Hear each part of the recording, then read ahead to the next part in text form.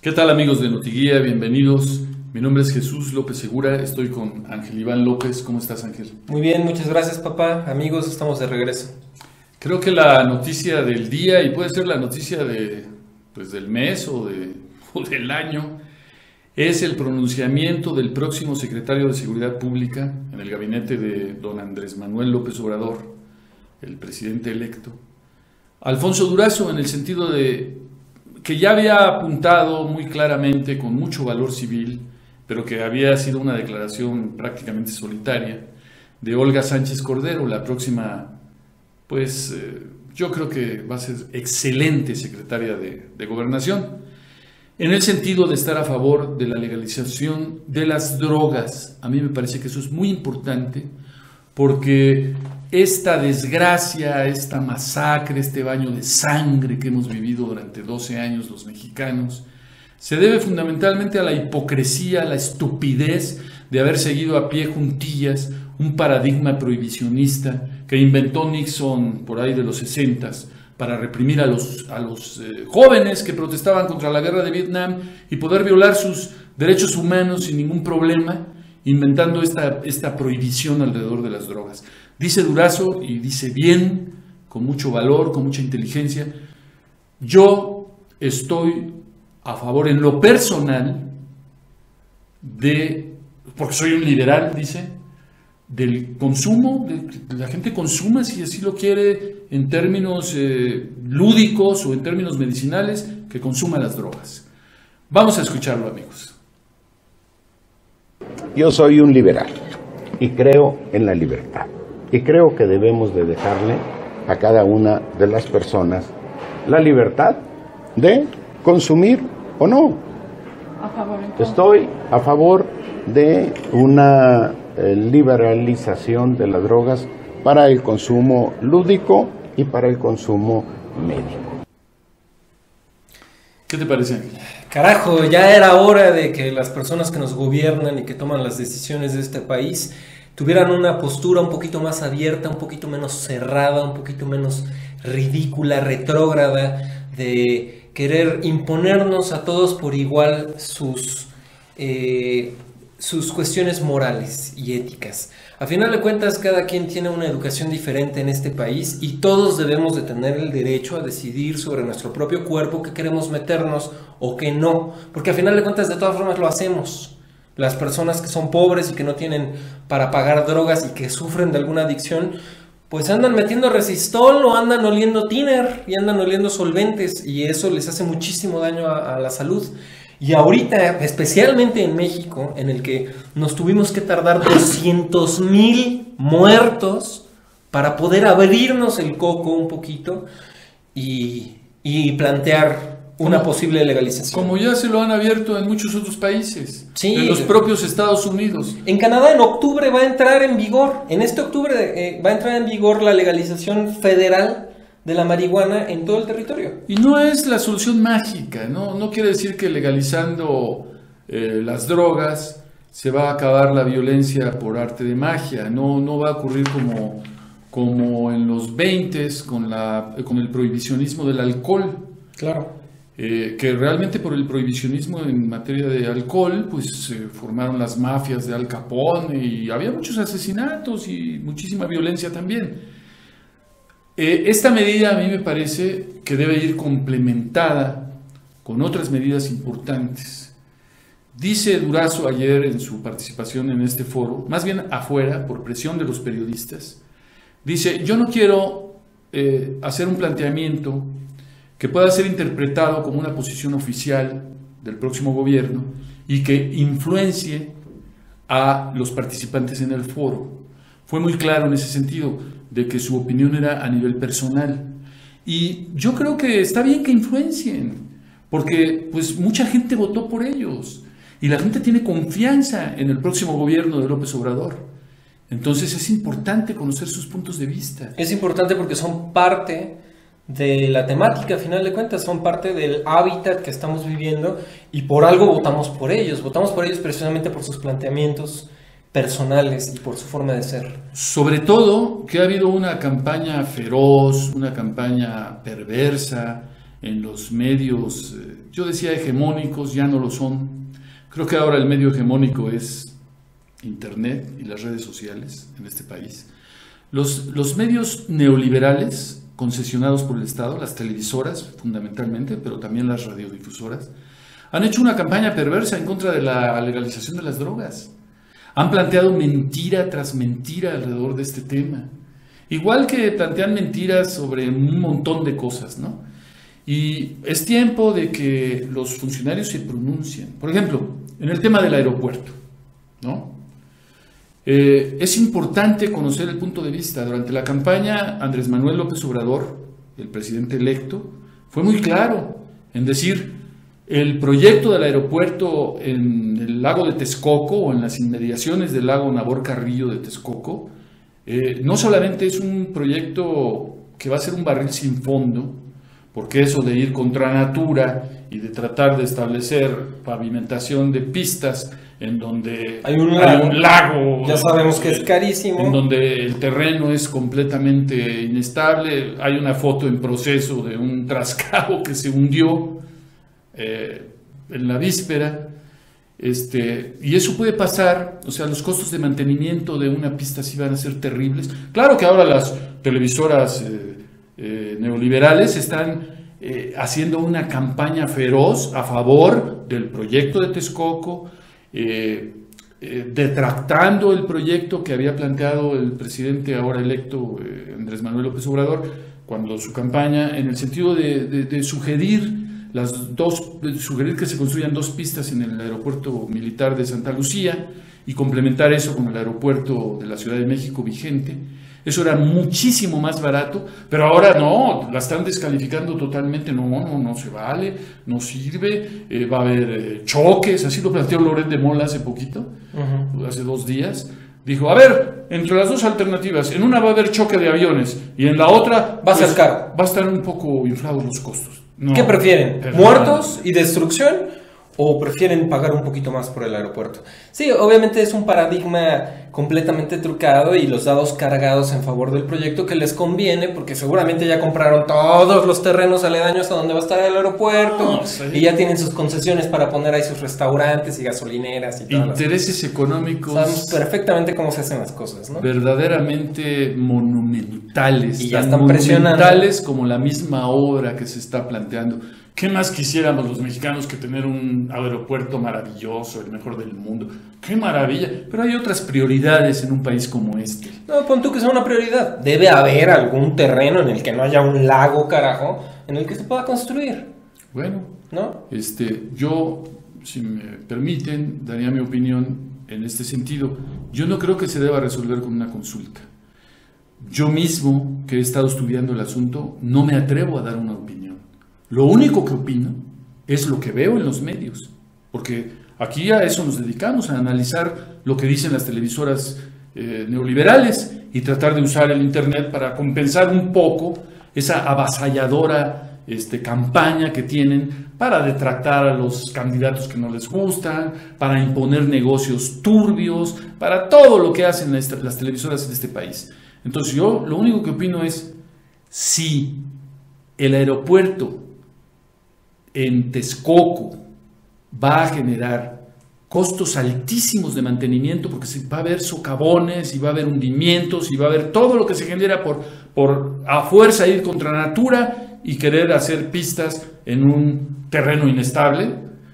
Si va a haber choques de aves, que el proyecto de Crushhan logró hacer retornar al lago Nabor Carrillo, que es una obra ecológica maravillosa, de fama mundial, una proeza ecológica.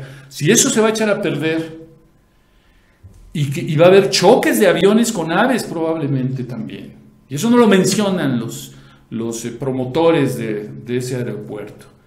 Si va a haber, como ha habido, resistencia de los habitantes originarios de esa zona, que se han opuesto desde hace 17 años, cuando Fox quiso imponer ese proyecto, y después llegó Peña así muy valiente, ¿no? Con Luis Miranda, patotas, ¿no? A decir: a ver, Fox, mira, las cosas se hacen así. Hubo la represión espantosa que hubo en San Salvador Atenco, Sí. Si va a haber conflictos sociales, si va a haber conflictos ecológicos y si hay gravísimos conflictos de corrupción y de intereses creados y además de mantenimiento carísimo de un aeropuerto así, bueno, pues entonces que se vea la posibilidad de construirse en otro lado.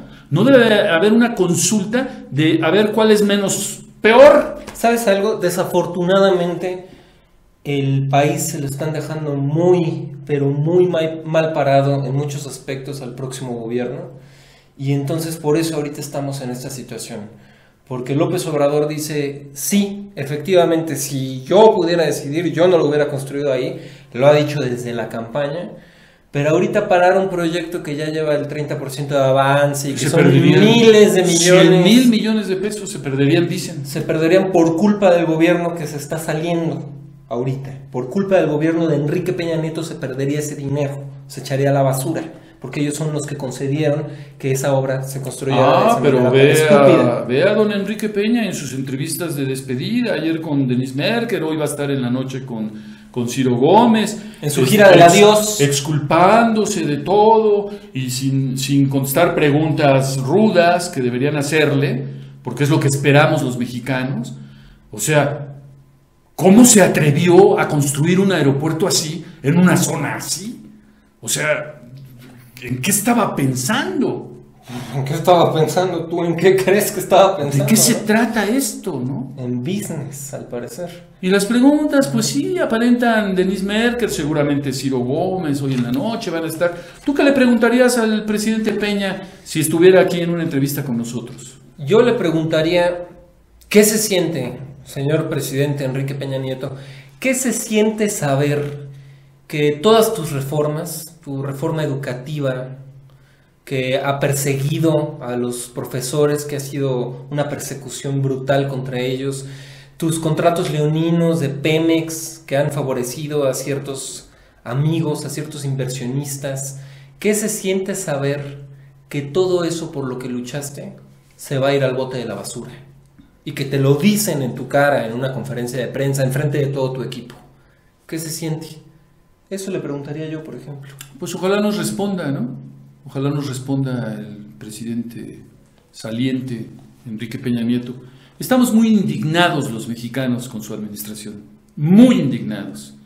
Yo en lo particular le preguntaría qué se siente ser el responsable de más de 100,000 muertes por haber seguido a pie juntillas la ridícula, estúpida política de guerra contra el narco que instrumentó Felipe Calderón y que durante 6 años demostró no solamente que no era eficaz para abatir el consumo y el tráfico de drogas en este país, sino que fue todo lo contrario. O sea, propició más consumo, más tráfico y además, como efecto indeseable, como efecto colateral, trajo desgracia, sufrimiento, muerte a 100,000. En el sexenio de Calderón creo que fueron como 130,000 familias enlutadas, aparte de los desaparecidos, aparte de los que tuvieron que emigrar y dejar sus comunidades, sus casas, aparte de los extorsionados. Este país ha sufrido muchísimo y Calderón, digamos, se equivocó, pero usted, presidente Peña, no evaluó correctamente los absurdos, estúpidos resultados de la guerra de Calderón y continuó con una política muy similar. Creo que eso es gravísimo, gravísimo. No, y esto lo decimos además, amigos, en el contexto de que el mes que acaba de concluir, el mes de julio de 2018, fue el más violento de la historia de nuestro país, el más violento del que se tenga memoria, del que se tenga datos. Registro. Otra vez el más violento, porque ya rompimos como 4 veces el récord y fueron asesinados 2,599 personas en el territorio mexicano en ese mes. Si se les hace poco, porque ya estamos tan acostumbrados a las cifras tan violentas y tan espantosas, les comento que en España, en todo 2017, hubo 300 asesinatos y en México casi 30,000. 100 veces más. Y seguro en España están preocupadísimos y alterados y molestos. por esos asesinatos. Sí, porque tuvieron un aumento de un 1% en los asesinatos respecto al año anterior. Entonces sí están indignados y preocupados y viendo qué medidas toman por ese aumento del 1%. Y aquí nuestro presidente está en sus morbosas y grotescas entrevistas de su gira del adiós, como si fuera a ser bien recordado en este país. Mejor ya que se vaya.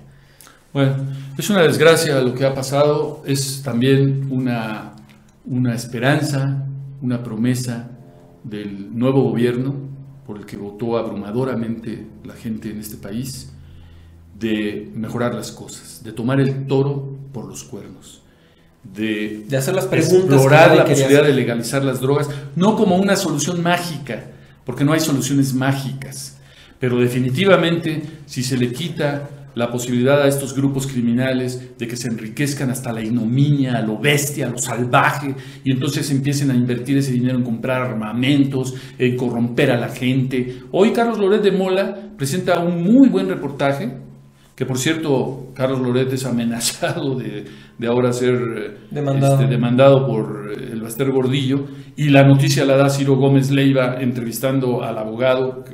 Ciro, su noticiario de la mañana en Telefórmula lo ha convertido en una especie de espacio de litigio de los abogados en contra, o más bien para defender a peces gordos, como lo fue el rey de la basura, ¿cómo se llama? No me acuerdo. El priista gordo que prostituía a sus secretarias, ¿y cómo se llama?